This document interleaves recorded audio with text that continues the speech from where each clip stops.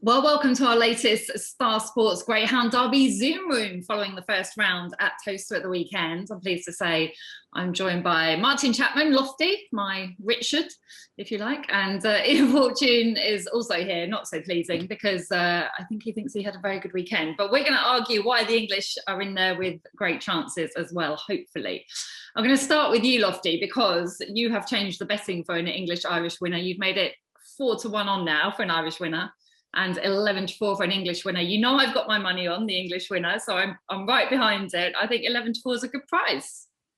Yeah, I think yet again the draw wasn't overly tough on the Irish dogs in the second round draw yesterday. I try my best, but I've got to be impartial. The draw's all fair and above board, and it's and I think the Irish dogs have again fared very very well on the draw. There's a couple of tougher heats than you'd have thought, but none of the big dogs really look like they're in any sort of danger of going through, and there's quite a few 1, 2, 3s and 1, 2 for the Irish last week, and I think numerically they've now got firstly I think it was 33 of the 96 dogs remaining, 95 now because Ropewater Boys withdrawn this morning from the Nathan Hunt Kennel, so they've now got a third of the dogs anyway, where the percentage wise was certainly in the UK's advantage before. It's less so now, so I've had to go 4 on more evasive action. I'm just trying to lay these GB dogs. I know some people have backed it. You have yourself.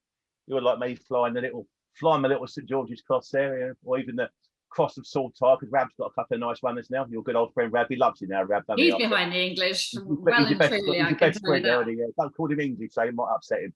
But no, he's behind the English dogs. A couple of the English dogs did they are impressed. He won their heats. I mean, Highlight Arkle could do no more than win, to be honest. He showed that lovely turn of early foot. We know he's got he's that plenty of speed. He's got to halfway. But to be fair, the bingo dog, I mean, went off the track at the corner and could be going by now still. He wouldn't have gone past him. Of the others, I mean, Queen Beyonce, I think most people wrote her off not so long ago, but she's come back. She badly wanted to run, obviously, on that maiden Derby night when she ran there. But tremendous run from early other night. And, she clocked a decent time as well. So brought more early out. Thorn Falcon did no more than what he had to do, really, from off the back. One of the few dogs to win from behind, actually, on the Friday and Saturday nights. Obviously, that the Thursday was the going was very, very soft, and dogs were coming off the back. But Friday and Saturday, you had to be sort of quite handy and off the front. And although Thorn Falcon only picked up a couple of sprinters, really, he did it well. I think he'll be there and thereabouts and boxing all the way through. So yeah, we've still got a few chances ahead of the market. Obviously, Roxham Shake.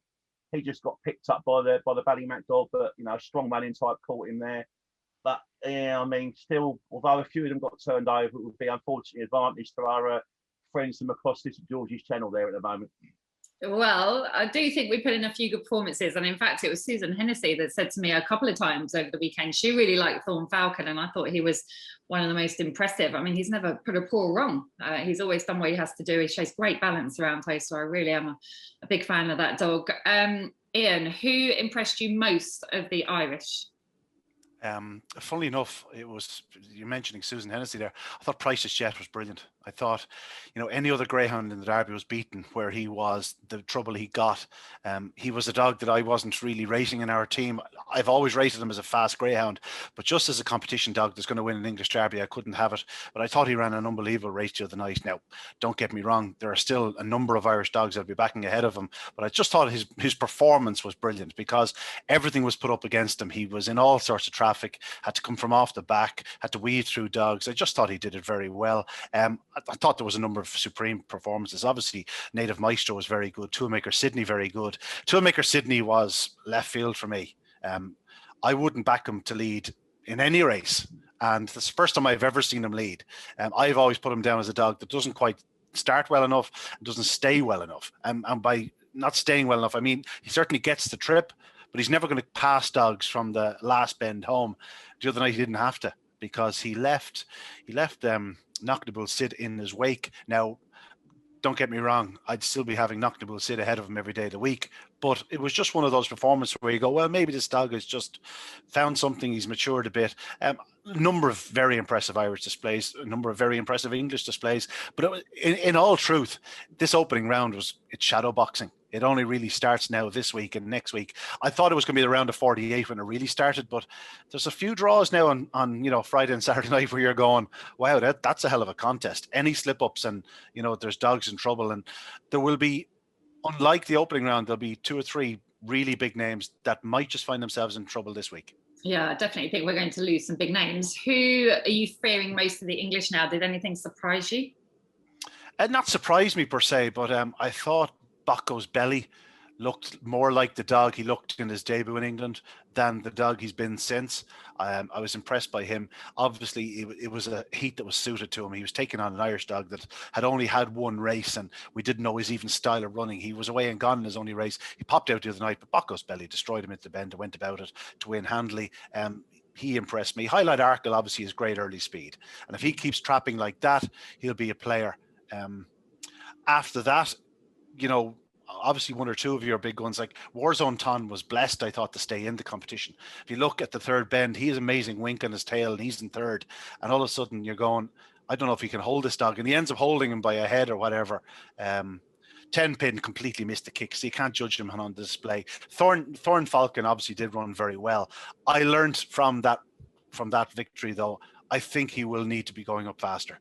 I don't think he'll be coming from behind the strong running greyhounds.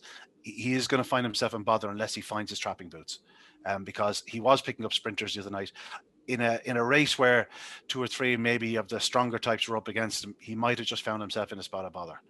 But as I've said, it's all shadow boxing. There's still 4 or 5, 6, 7 displays that will come out of dogs that were beaten in the opening round that will go, well, that's what was missing last week. Like Knocknabull Sid, for instance, he could pop out the next night and do a 29-10.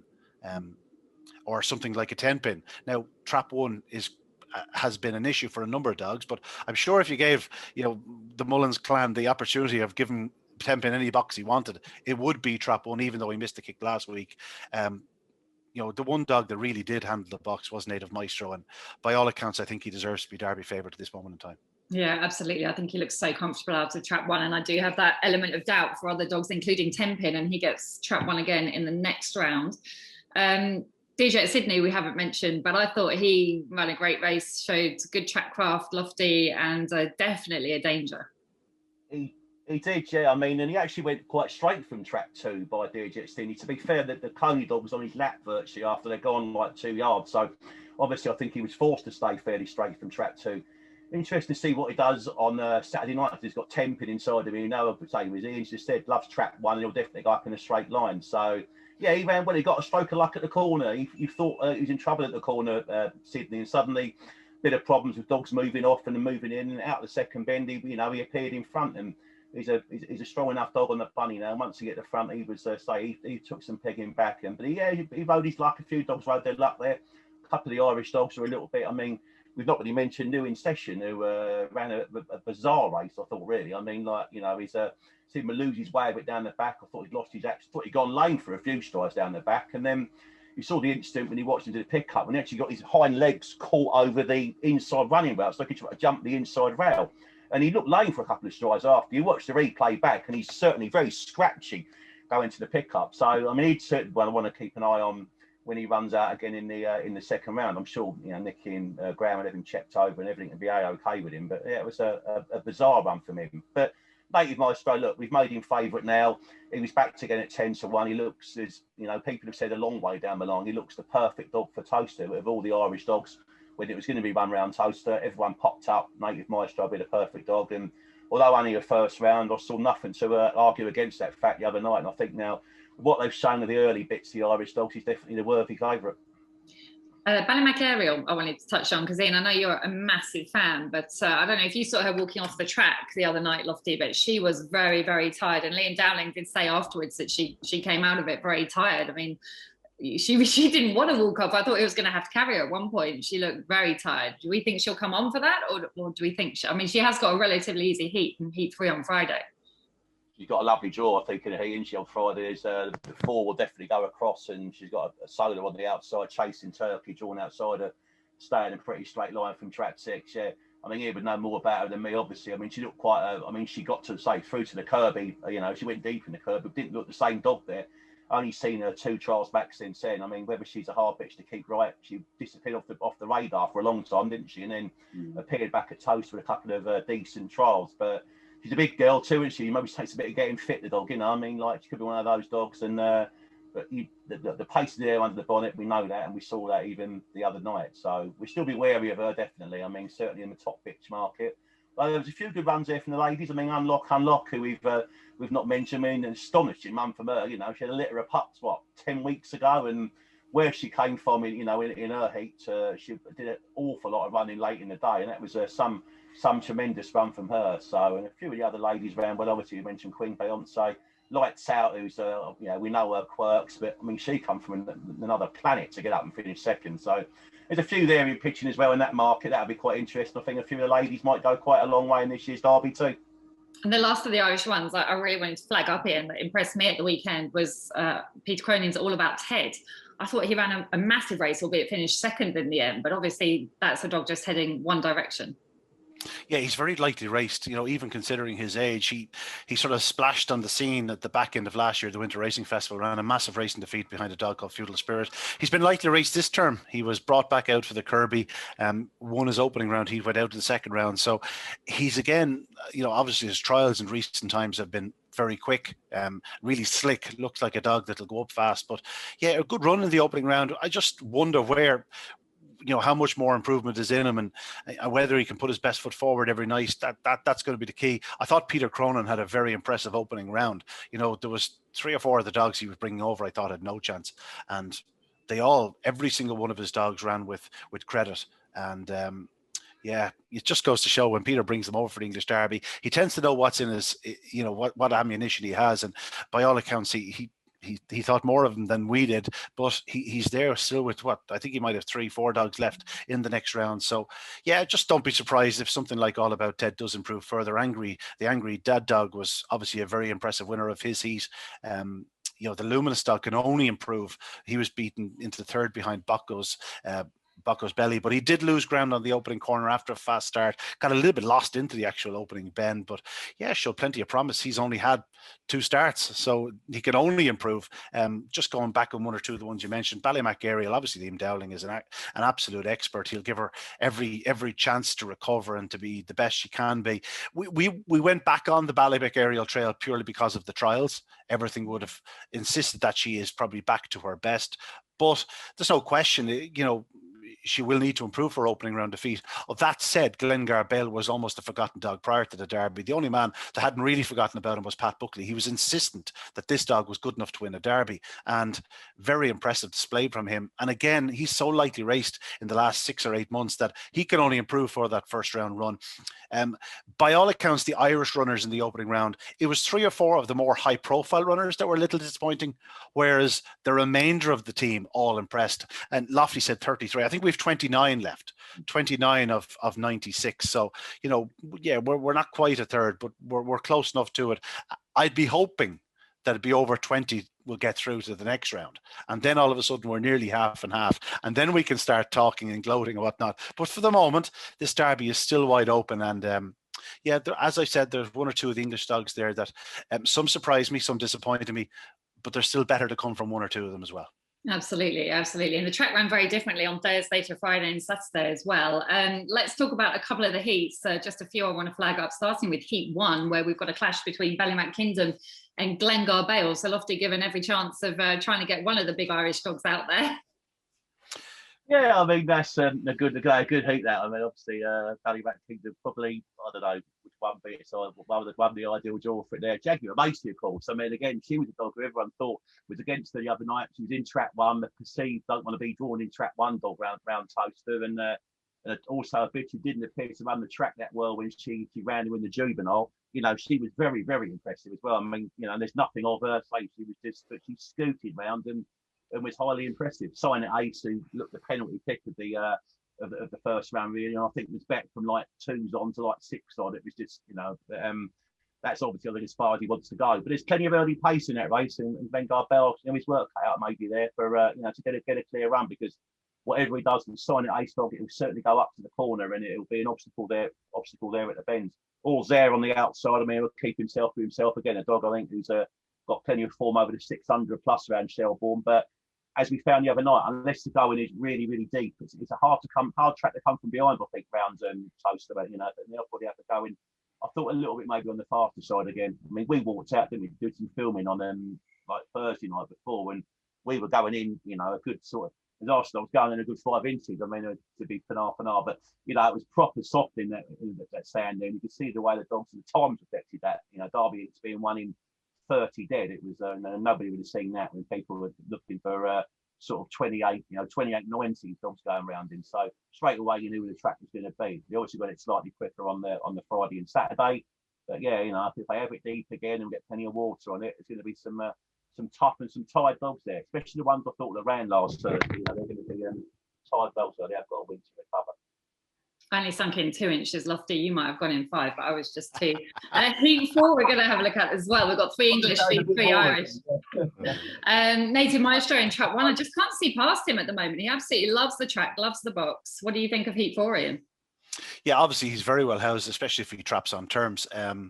He has what 9 spots in hand on Betty's book in trap 2 in the opening sectional, so you'd expect him to lead up the inside there. Kameko, I think the middle seating is probably the right call.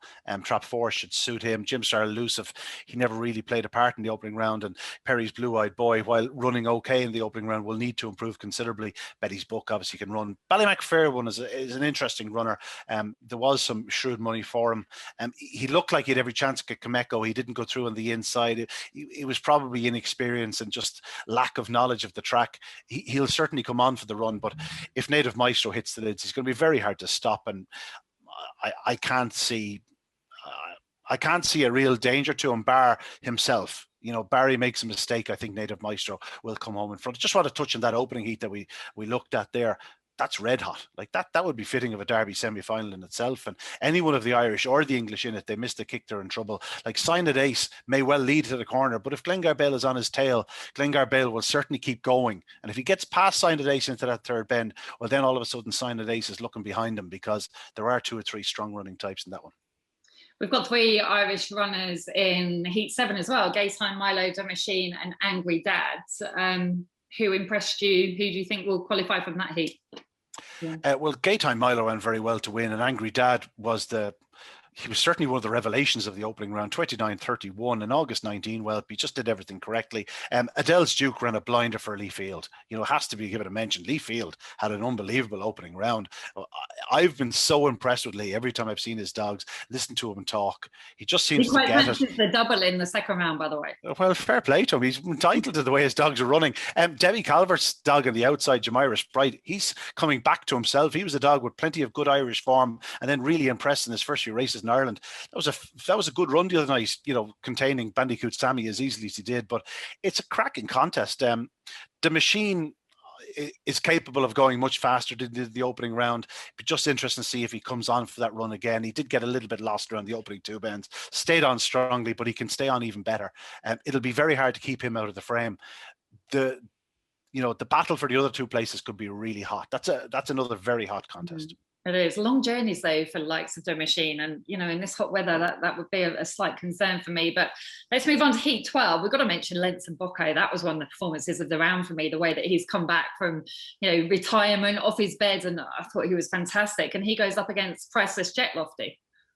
Yeah, I mean, obviously, Roxanne Shake's got his draw again on the inside. I think another dog who'll probably be suited by Trap 1, even though, say, Trap 1's not the perceived dog for the trappers. Mingus Popeye, dog again, I think the other side of the water, had plenty of speed to the corner in Ireland, and certainly showed that line up in the northern flat, whatever it was, up at Newcastle, and showed pace in the corner there. So this speed going up. Will Lentz and Bocco will come on again? You know, he's had that run and come back after being retired and having the trial back after his little spell at stud and whatever. You know, I mean, they've got to go on again from now. I mean, Priceless Jet's going to be a very, very hard one to keep out the frame, whatever happens. I mean, everything wrong with the bad too earlier on. Stayed on strongly. Again, it was on the Thursday night, but the only time really dogs coming off the back. I think only looking at the videos again, I think only 3 or 4 dogs actually come from off the base on the Friday and Saturday night. But I think quite a few of them did it on the Thursday when the garden was a lot deeper. So again, it remains to be seen if it's a fast track, if he can do the same thing again. But it's going to be a hard dog to keep out of the frame, as you say. But no, Lentz and Bocco was certainly very impressive against the guy. And the dog with, like, you know, spotted age, being, you know, nudging the veteran status now, like I am. He's just, very, very few miles on the clock still. Heat 15 as well. We've got the reigning champ, DJ Sydney, outside of Tenpin, who gets trap one again. There is still a bit of a question mark in my mind about that, and all about Ted in there as well. So Heat 15 is pretty special, Ian. It is. If I was fearing it for one dog, it would be Tenpin, because Dearjet Sydney, he's a lump of a dog. I know Tenpin is bigger. He's actually nearly 5 kilos bigger. But the one thing about Dearjet Sydney is he takes a bump. Now, as Lofty said, if Tenpin breaks on level terms, Dearjet won't jump in on top of him. He'll wait. That's what we noticed through last year's derby in Nottingham, that the nights that he was out in form, we were expecting him to kill the dogs in 3. When they broke level, he waited for his moment and then cut across. He does tend to trap better from 2, 3, and 4, Dearjet Sydney. I know he was in 2 last week and didn't get the start, but I think it's very rare, if you look back in his career, where he's missed a kick 2 nights in a row. And if he does hit the lids and dive inwards, all of a sudden Tenpin could possibly be in a spot of bother, because Great Eastern's going to go up strongly. All About Ted is going to go up strongly. Troy's Firebird, perhaps not the star he once was, and Bubbly Jubbly will probably need to improve considerably on his best form, but just there's not an awful lot of room for error there with Tenpin. I'd fancy Dearjet Sydney to get it back to, or to add to, his winning ways. It looked like he was in trouble the last night, and Lofty said it. He showed great track craft and experience. And when a race opens up like that, you still have to have the drive and the determination and the pace to do it. And the gap opened, and within a matter of strides, he was 4 clear. And I love that about a greyhound. He's a dog that just knows when the opportunity is there, and by all accounts, he'll pop out of boxes. Great Eastern won't bother him early. He will, in a sense, where he'll be going up fast. But we know one thing about him: he's going to take a step right, if anything. He won't bother those on his inside, especially if Dearjet Sydney comes away racing. So, in a word, the nationality of the dog you think will win, Ian?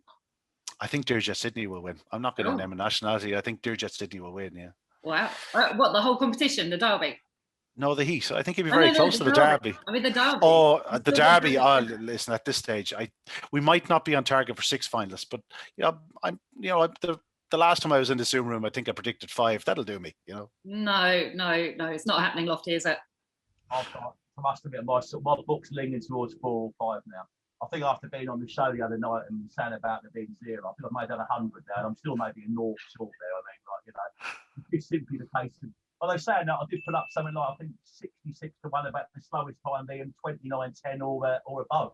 So if it's true what they say, they're going to have the track running fairly slow, making Maestro did exactly that, 29:10 the other night. So that would have been a 66 to 1 winner. But I think there's more chance of that happening than a big fat 0 Irish fine. Let's put it that way. Is that the one market that has altered the most, Lofty, the winning times in the derby? Or? Yeah, well, that and the tippers market, I'm going to put up again later on this afternoon. I'll finish doing this, but I mean, I can't make you favourite any longer, Ian, despite the fact you were well supported by certain good judges.